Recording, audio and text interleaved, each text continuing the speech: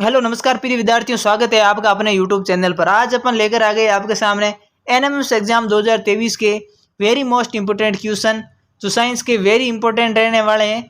तो आपने अभी तक हमारे चैनल को सब्सक्राइब नहीं किया है तो जल्दी से चैनल को सब्सक्राइब कर ले और बेल आइकन को प्रेस कर ले, ताकि आने वाली अगली वीडियो की नोटिफिकेशन आपको तुरंत मिल सके। आपने टेलीग्राम ग्रुप ज्वाइन नहीं किया है तो इसका लिंक डिस्क्रिप्शन बॉक्स में दिया गया है, आप जल्दी से ज्वाइन करें और क्वेश्चनों का फ़ायदा लें। तो अपन शुरू करते हैं आज के वेरी इंपॉर्टेंट साइंस के क्वेश्चन। देखते हैं किस प्रकार रहने वाले आपके ये क्वेश्चन। तो फर्स्ट क्वेश्चन क्या है? फर्स्ट क्वेश्चन है, जिस प्रतिबिंब को पर्दे पर प्राप्त न किया जा सके वह होता है। आपको बताना है कि ऐसा कौन सा प्रतिबिंब है जिसको अपन पर्दे पर प्राप्त नहीं कर सकते, उसे क्या कहते हैं। ए ऑप्शन है वास्तविक प्रतिबिंब, बी आभासी, सी साधारण और डी इनमें से कोई नहीं। तो आपको इसमें बताना है ऐसा कौन सा प्रतिबिंब है जिसे आप पर्दे पर प्राप्त नहीं कर सकते हैं। तो इसका राइट आंसर हो जाएगा ऑप्शन नंबर बी, यानी आभासी प्रतिबिंब, जिसे अपन पर्दे पर प्राप्त नहीं कर सकते हैं। वास्तविक प्रतिबिंब वे होते हैं जो अपन पर्दे पर प्राप्त कर सकते हैं, वो क्या कहलाते हैं? वास्तविक प्रतिबिंब कहलाते हैं। यानी अब की बार आपकी क्वेश्चन में ऐसा भी क्वेश्चन पूछा जा सकता है कि वास्तविक प्रतिबिंब किसे कहते हैं, या ऐसा पूछा जा सकता है कि ऐसा प्रतिबिंब जिसे हमें पर्दे पर प्राप्त किया जा सकता है उसे किस प्रतिबिंब के नाम से जाना जाता है, तो होता है वास्तविक प्रतिबिंब। तो आपको हर तरह से क्वेश्चन को आपको एक्सप्लेन करना आना चाहिए और पूरे के पूरे उसके अंदर जो भी ऑप्शन दिए गए हैं उसको अपन को समझते हुए चलना है। ठीक है विद्यार्थियों, तो आगे चलते हैं अपन सेकंड नंबर क्वेश्चन की ओर। सेकंड नंबर क्वेश्चन है, पादपों में जल का परिवहन होता है। आपको बताना है कि पादपों के अंदर जल का परिवहन किसके द्वारा होता है। ए ऑप्शन है जाइलम के द्वारा, बी है फ्लोएम के द्वारा, सी रंध्रों के द्वारा, डी ऑप्शन है मूल रोमों के द्वारा। जल परिवहन का पूछा गया है तो आपको पादप के अंदर के भाग के अंदर जल परिवहन का पूछा गया है, तो इसका राइट हो जाएगा आंसर जाइलम के द्वारा, यानी ए आंसर इसका राइट हो जाएगा।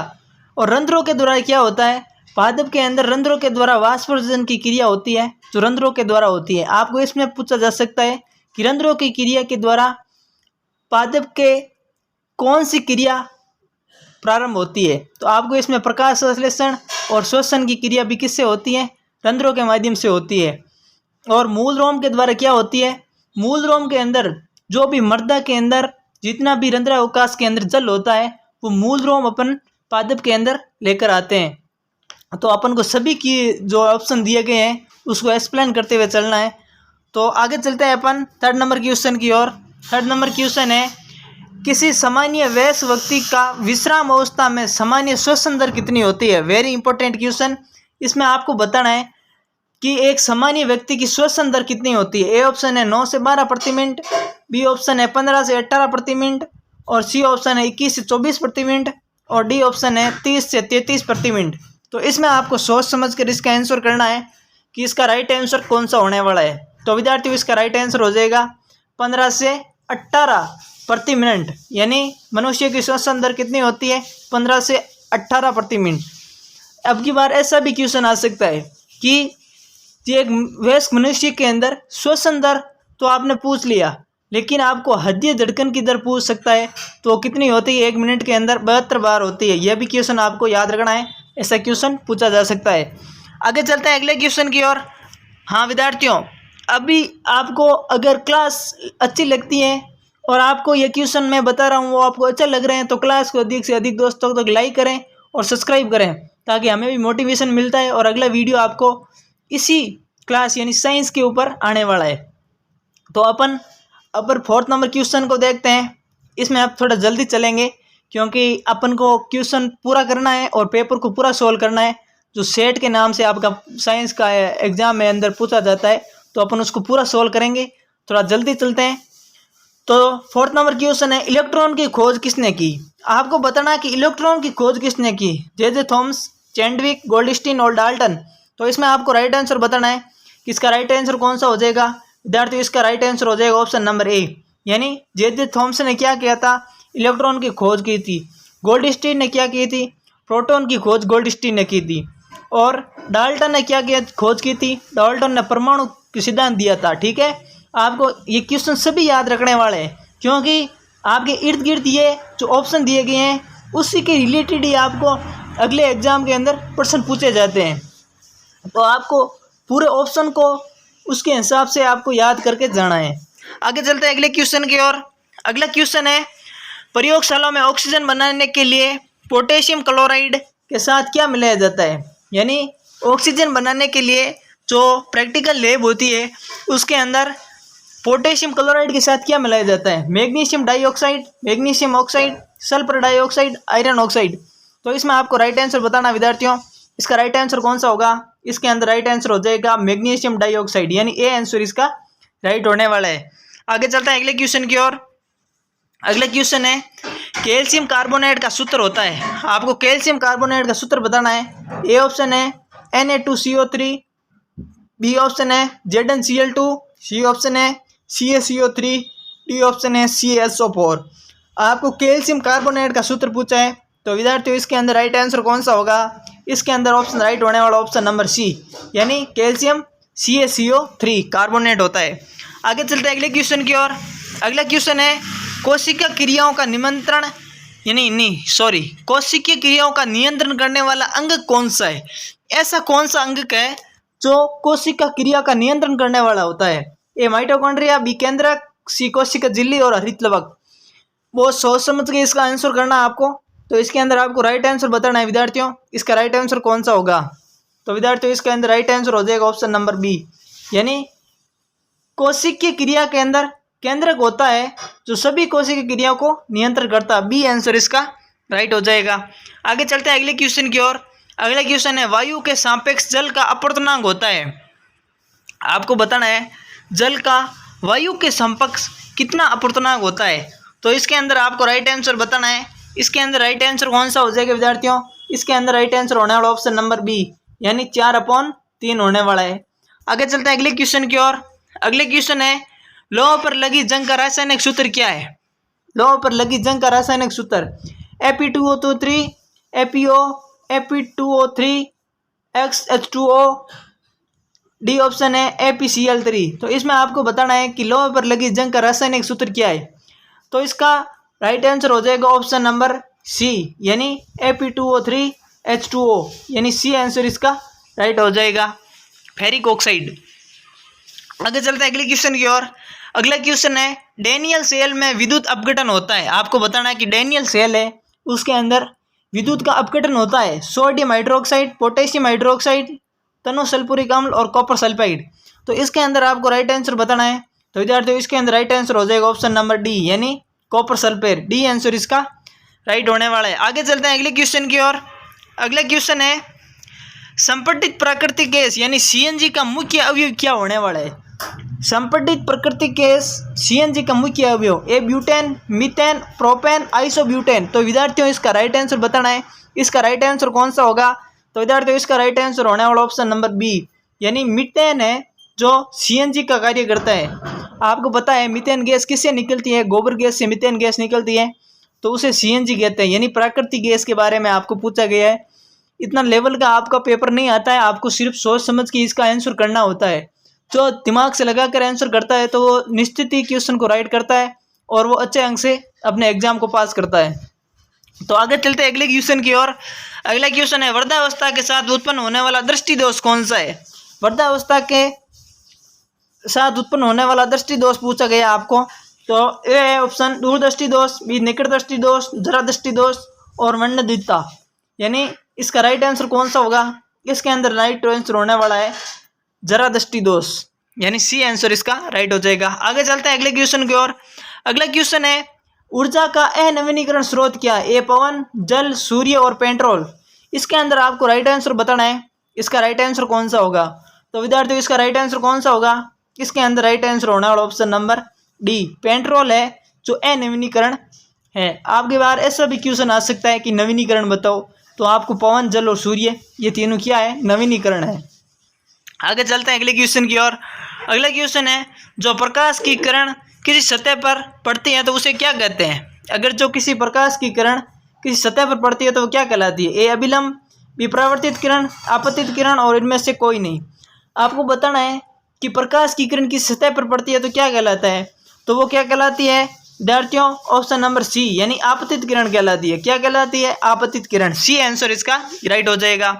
अगला क्वेश्चन है हेपेटाइटिस बी रोग फैलता है, हेपेटाइटिस बी रोग फैलता है। ए ऑप्शन है बैक्टीरिया, वायरस, प्रोटोजोआ और कवक।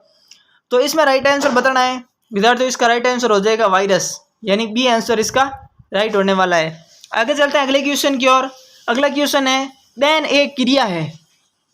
आपको बताना है जो दहन है वो एक क्या क्रिया, जलाना एक क्रिया है। ऑक्सीकरण, अपचयन, वियोजन, संयोजन। अपन किसी वस्तु को जलाते हैं तो क्रिया क्या कहलाती है, आपको बताना है इसका राइट आंसर। तो विद्यार्थियों वो कहलाती है ऑक्सीकरण, यानी ए आंसर इसका राइट हो जाएगा। आगे चलते हैं अगले क्वेश्चन की ओर। अगले क्वेश्चन है पौधों में पारिस्थितिक तंत्र का कौन सा घटक बनाते हैं, पौधे पारिस्थितिक तंत्र का कौन सा घटक बनाते हैं। ए अपघटन, उपभोक्ता, उत्पादक और उपयोग सभी। इसमें आपको बताना है कि पौधे हैं जो पारिस्थितिक तंत्र के अंदर कौन सा घटक बनाते हैं। तो विद्यार्थियों इसके अंदर राइट आंसर हो जाएगा ऑप्शन नंबर सी, यानी पौधे उत्पादक का कार्य करते हैं, यानी सी आंसर इसका राइट हो जाएगा। आगे चलते हैं अगले क्वेश्चन की ओर। अगला क्वेश्चन है यदि किसी परमाणु में 12 न्यूट्रॉन है, उसके परमाणु क्रमांक 11 है, तो परमाणु में कितने इलेक्ट्रॉन है। तो आपको इसके अंदर राइट आंसर बताना है। ए 23, बी 12, सी 10 और डी 11। तो विद्यार्थियों इसके अंदर राइट आंसर कौन सा होगा, इसके अंदर राइट आंसर होने वाला ऑप्शन नंबर डी, यानी कितने हो जाएंगे 11 हो जाएंगे। तो इस प्रकार आपको, तो आगे चलते हैं अपने अगले क्वेश्चन की ओर। अगला क्वेश्चन क्या देखते हैं। अगले क्वेश्चन है उत्तल लेंस में आवर्तन लेंस की भांति कार्य करता है जब वस्तु को लेंस के सामने रखते हैं। आपको बताना उत्तल लेंस एक आवर्तन लेंस की भांति कार्य करता है जो वस्तु को किसके सामने किस प्रकार रखते हैं। ए ऑप्शन है अनंत और 2f के बीच रखते हैं, बी है प्रकाशिक केंद्र और फोकस के बीच रखते हैं, बी है प्रथम फोकस पर, डी ऑप्शन है 2f पर। तो आपको बताना है कि उत्तल लेंस आवर्तन लेंस की भांति कार्य करता है तब उसको लेंस को किस स्थान पर रखते हैं। तो विद्यार्थियों इसके अंदर आपको राइट आंसर बताना है। इसके अंदर राइट आंसर हो जाएगा ऑप्शन नंबर बी, यानी प्राकृतिक केंद्र और फोकस के बीच रखते हैं तो वो किस कार्य करता है, लेंस के समान रखते हैं, तो वो उत्तल लेंस आवर्तन लेंस की बातें कार्य करते हैं। आगे चलते हैं अगले क्वेश्चन की ओर। अगले क्वेश्चन है कौन सा संबंध सही नहीं है। आपको बताना है कि ऐसा कौन सा संबंध है जो सही नहीं है। ए है चाल बराबर दूरी बटा समय, बी चाल बटा दूरी समय, सी ऑप्शन है चाल बराबर दूरी बटा समय, डी ऑप्शन है चाल बराबर 1 दूरी इंटू समय। ऐसा पूछा गया कौन सा संबंध है वो सही है। तो इसके अंदर आपको राइट आंसर होने वाला है चाल बराबर दूरी बटा समय, बी आंसर इसका राइट हो जाएगा। आगे चलते हैं अपन अगले क्वेश्चन की ओर। अगला क्वेश्चन है कोई सरल लोलन 20 दोलन पूरे करने में 32 सेकंड लेता है तो उसका आवर्तकाल कितना होगा। बहुत ही अच्छा क्वेश्चन है, न्यूमेरिकल क्वेश्चन पूछा गया आपको। इसके अंदर आपको बताना है कोई सरल लोलक 20 दोलन पूरे करने में 32 सेकंड लेता है तो उसका अपवर्तनांक कितना होता है। तो वेरी इंपॉर्टेंट क्वेश्चन है। इसके अंदर आपको क्या करना होता है, इसके अंदर आपको ऐसा करना है कि आपको पहले लेना है 32 ऊपर और 20 नीचे, तो इसको आपको करना है। इसके अंदर कैसे करना है, इसके अंदर आप देखना है कितना इसका राइट आंसर होगा। इसके अंदर राइट आंसर होने वाला विद्यार्थियों अपन जब इसको काटते हैं तो उसका राइट आंसर आता है ऑप्शन नंबर बी, यानी 1/6, यानी प्रति सेकेंड के अंदर ये इतना आता है। क्योंकि अपन जब इसका 2 का पूरा भाग देते हैं तो 20 दूने 40 हो गए, तो 2 हो गया, तो 20 के दूना आधा कर दिया, तब इसके अंदर ये एक बार कट गया यानी 1, और इसके अंदर पीछे कितने बच गए, पीछे इसके अंदर बच गए 12 बच गए। 12 के अंदर भी इसका भाग पूरा नहीं जाएगा तो 120 करेंगे, 120 करेंगे तो ये कितनी बार जाएगा, 6 बार जाएगा, यानी 1.6 प्रति सेकेंड, बी आंसर इसका राइट हो जाएगा। आगे चलते हैं अपन अगले क्वेश्चन की ओर। अगला क्वेश्चन है नियत चाल से गति करने वाली वस्तु का दूरी समय ग्राफ होता है। आपको बताना है कि कोई वस्तु अगर नियत चाल से गति कर रही है तो दूरी समय ग्राफ क्या होता है, सरल रेखा, विवक्री रेखा, प्रवलयकार, इनमें से कोई नहीं। आपको बताना है इसका राइट आंसर। तो विद्यार्थियों इसके अंदर राइट आंसर हो जाएगा सरल रेखा, अंदर इसका राइट आंसर हो जाएगा ऑप्शन नंबर ए। आगे चलते हैं अगले क्वेश्चन की ओर। अगला क्वेश्चन है ग्रेफाइट में एक कार्बन परमाणु अन्य कितने परमाणु से जुड़ा होता है। आपको बताना है कि ग्रेफाइट है वो एक कार्बन परमाणु के साथ अन्य कितने परमाणु के साथ जुड़ा होता है, ए 2, 5, 4 और 3। तो इसमें अंदर राइट आंसर कौन सा होगा विद्यार्थी, इसके अंदर राइट आंसर हो जाएगा ऑप्शन नंबर डी, यानी 3 होते हैं। कितने होते हैं, 3। प्रकाश संश्लेषण की क्रिया, प्रकाश संश्लेषण की क्रिया है? क्या ऊष्माक्षेपी है, ऊष्माशोषी है, उदासीनीकरण है, डी इनमें से कोई नहीं। आपको बताना है प्रकाश संश्लेषण की क्रिया है वो क्या कहलाती है। तो प्रकाश संश्लेषण की क्रिया कहलाती है ऊष्माशोषी।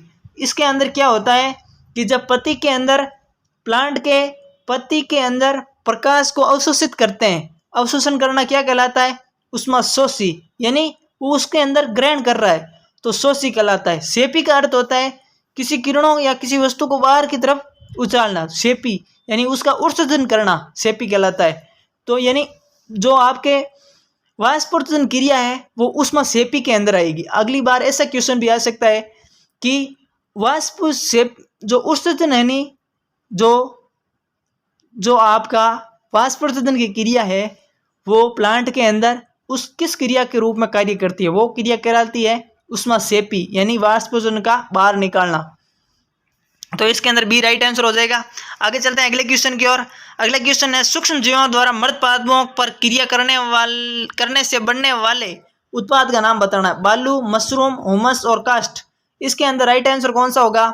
इसके अंदर राइट आंसर हो जाएगा ऑप्शन नंबर सी, यानी ह्यूमस। सी आंसर इसका राइट हो जाएगा। आगे चलते हैं अगले क्वेश्चन की ओर। निम्न में से कौन सा प्रबल अम्ल है? एक साइट्रिक अम्ल, नाइट्रिक अम्ल, एसिटिक अम्ल, हाइड्रोक्लोरिक अम्ल। तो विद्यार्थियों इसके अंदर राइट आंसर कौन सा होगा? इसके अंदर राइट आंसर हो जाएगा ऑप्शन नंबर बी। सबसे प्रबल अम्ल कौन सा है? नाइट्रिक अम्ल। बी आंसर इसका राइट हो जाएगा। आगे चलते हैं अगले क्वेश्चन की ओर। कीड़ों को पकड़कर अपना आहार बनाने वाले पादप क्या कहलाते हैं? आपको बताना है कीड़ों को पकड़कर आहार बनाने वाले अबरबेल, गुड़हल, घटप्राणी, गुलाब। तो इसके अंदर राइट आंसर हो जाएगा ऑप्शन नंबर सी, यानी घटप्राणी। सी आंसर इसका राइट हो जाएगा। आगे चलते हैं अगले क्वेश्चन की ओर। पित्त रस संग्रहित होता है। आपको बताना है पित्त रस है वो किसके अंदर संग्रहित होता है? अग्नाशय, अमाशय, पित्ताशय, क्षुद्रांत। इसके अंदर राइट आंसर बताना है। तो विद्यार्थियों इसके अंदर राइट आंसर हो जाएगा पित्ताशय, यानी सी आंसर इसका राइट होने वाला है। आगे चलते हैं अगले क्वेश्चन की ओर। अगला क्वेश्चन है हमारे रक्त में ऑक्सीजन का परिवहन होता है। आपको बताना है हमारे रक्त में ऑक्सीजन का परिवहन किस में होता है? कैरोटीन, हीमोग्लोबिन, कोलेजन या माइक्लोबिन। तो इसके अंदर राइट आंसर हो जाएगा हीमोग्लोबिन, यानी बी आंसर इसका राइट हो जाएगा। आगे चलते हैं अगले क्वेश्चन की ओर। वायुमंडल में ऑक्सीजन का प्रतिशत है, O2 का प्रतिशत पूछा गया है। 1.5%, 21%, 0.03, 2%। तो इसके अंदर राइट आंसर होगा ऑप्शन नंबर बी, यानी 21%। आगे चलते हैं अगले क्वेश्चन की ओर। कीट की हानिकारक अवस्था पूछी गई है। आपको बताना है कि कीट की हानिकारक अवस्था कौन सी होती है? ए अंडा, बी लार्वा, प्यूपा और वयस्क। तो इसके अंदर आपको राइट आंसर बताना है कि इसके अंदर राइट आंसर कौन सा होगा। तो आप सभी को पता है कीट की लार्वा अवस्था होती है जो सर्वाधिक हानिकारक अवस्था कहलाती है। आगे चलते हैं अगले क्वेश्चन की ओर। अगला क्वेश्चन है कोयले का अश्मीय मान कितना है? ए 17 किलो जूल प्रति ग्राम, बी 25 से 23 किलो जूल प्रति ग्राम, सी ऑप्शन है 48 किलो जूल प्रति ग्राम, डी ऑप्शन है 55 किलो जूल प्रति ग्राम। तो विद्यार्थियों इसके अंदर राइट आंसर बताना है। इसके अंदर राइट आंसर हो जाएगा ऑप्शन नंबर बी, यानी 25 से 33 किलो जूल प्रति ग्राम, यानी बी आंसर इसका राइट हो जाएगा। आगे चलते हैं अगले क्वेश्चन की ओर। स्थायी चुंबक बने होते हैं। आपको बताना है कि स्थायी चुंबक किसके बने होते हैं? एल्यूमिनियम के, तांबे के, लोहा, निकेल व कोबाल्ट के, मिश्र धातु के या उपरोक्त में से कोई नहीं। तो विद्यार्थियों इसके अंदर आपको राइट आंसर बताना है। इसके अंदर राइट आंसर कौन सा हो जाएगा? इसके अंदर राइट आंसर होने वाला ऑप्शन नंबर सी, लोहा, निकेल व कोबाल्ट के मिश्र धातु से। सी आंसर इसका राइट हो जाएगा। आगे चलते हैं अगले क्वेश्चन की ओर। अगला क्वेश्चन है जब एक वस्तु से इलेक्ट्रॉन दूसरी वस्तु की सतह पर चले जाते हैं तो वह दूसरी वस्तु उदासीन हो जाती है, ऋणावेशित हो जाती है, धनावेशित हो जाती है, उपयुक्त में से कोई नहीं। इसके अंदर आपको राइट आंसर बताना है। तो विद्यार्थियों इसके अंदर राइट आंसर हो जाएगा ऑप्शन नंबर बी, यानी वो वस्तु क्या होती है? ऋणावेशित हो जाती है। बी आंसर इसका राइट हो जाएगा। आगे चलते हैं अगले क्वेश्चन की ओर। अगला क्वेश्चन है छोटी माता रोग सूक्ष्म जीव से होता है, वह सूक्ष्म जीव कौन सा है? Varicella zoster, rhinovirus, E coli, mycobacteria tuberculum, कुलेलिसिस। इसके अंदर आपको राइट आंसर बताना है कि इसका राइट आंसर कौन सा होगा। तो विद्यार्थियों इसके अंदर राइट आंसर हो जाएगा छोटी माता है वो वेरिसेला जोस्टर के द्वारा फैलती है, यानी ए आंसर इसका राइट आंसर हो जाएगा। ई कोलाई है जो आपके मानव के द्वारा अलग किया गया एक बैक्टीरिया है जो किसी प्लांट के अंदर ट्रांसफर किया जाता है, तो ये ई कोलाई कहलाता है। और राइनो वायरस होता है जो एक अलग ही रोग का कारक है माइक्रोबैक्टीरिया ट्यूबेरियम होता है जो ट्यूबर यानी गांठ में बढ़ने के लिए ये काम करता है। तो इसके अंदर आपके ये 35 क्वेश्चन सेट के यानी साइंस के पूछे जाते हैं जो वेरी इंपॉर्टेंट है। अगर आपने ये क्लास पूरी देखी है तो निश्चित ही आपका सिलेक्शन होने वाला है। आपने ये क्लास पूरी देखी इसके लिए बहुत बहुत आभार। Thank you very much.